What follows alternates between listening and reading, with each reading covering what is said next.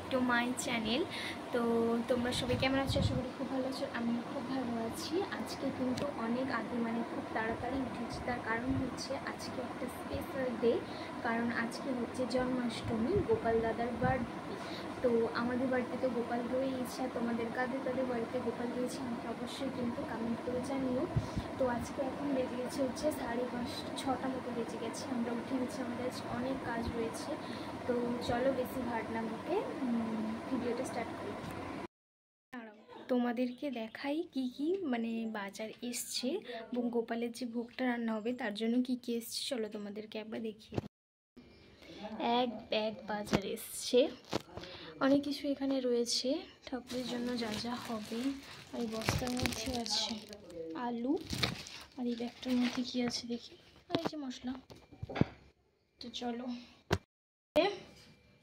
এখানে হচ্ছে নারকেল ফাটানো রয়েছে, নারকেলের নাড়ু হবে। আর একটা জিনিস রয়েছে, দাঁড়াও তোমাদেরকে দেখাচ্ছি। এই যে তালেরও বড়া হবে গোপালের জন্য। তো চলো সব কিছু হোক, তারপর তোমাদের সামনে আবার আসছি। তো হে গাইস, দেখো আমি কিন্তু স্নান ফান করে নিয়েছি। এরপর হচ্ছে ঠাকুরের মন্দিরের যে জায়গাটা পুজো হবে। তো আমাদের তো শুধু গোপাল ঠাকুর নেই, আরও অনেক রকমের ঠাকুর রয়েছে, সবাইকে পুজো দেব। তারপর হচ্ছে জায়গাটা পরিষ্কার করব ভালো করে। আর হচ্ছে গোপালকে একটু পরেই সাজাবো। চলো তোমাদেরকে আমি ঠাকুর ঘরে নিয়ে যাই, চলো আসো। এই যে দেখো, এটা হচ্ছে আমাদের ঠাকুর ঘর, এখানেই হচ্ছে পুজো হবে। এই যে দেখো অনেক কিছু এসছে গোপালের জন্য, এগুলো আমি তোমাদের পরে দেখাবো, যখন ডেকোরেশন হবে গোপালের জায়গাটা তখন আমি দেখাবো। আর এই যে আমাদের গোপাল দাদা, হ্যাপি বার্থডে গোপাল দাদা। তো চলো আমি পুজোটা দিয়ে নিই, তারপর আবার তোমাদের সামনে আসছি, চলো। নারকেল কুড়ানো প্রায় কমপ্লিট হয়ে গেছে। এই যে দাদু নারকেল কুড়াচ্ছে। দাদু কিছু বলো। কিছু বলবে না, ঠিক আছে যাও ছাড়ো।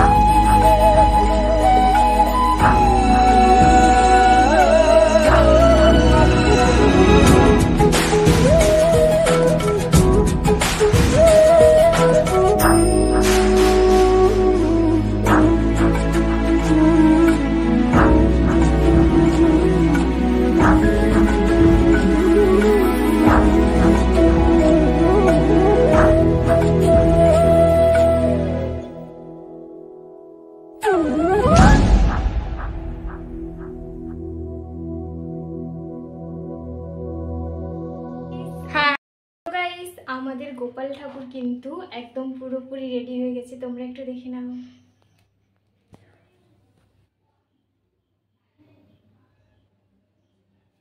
নিচ থেকে এসে এখানে দেখি যে তালের যে বড়া হবে গোপালের জন্য, আর যে যে জলখাবারগুলো দেওয়া হবে গোপালকে, ওইগুলোর প্রস্তুতি এখানে চলছে। দুধ জাল দেওয়া হচ্ছে, এখানে হচ্ছে ছানা আর ক্ষীর হবে দুধের, তো এটাই গোপাল ঠাকুরকে দেওয়া হবে।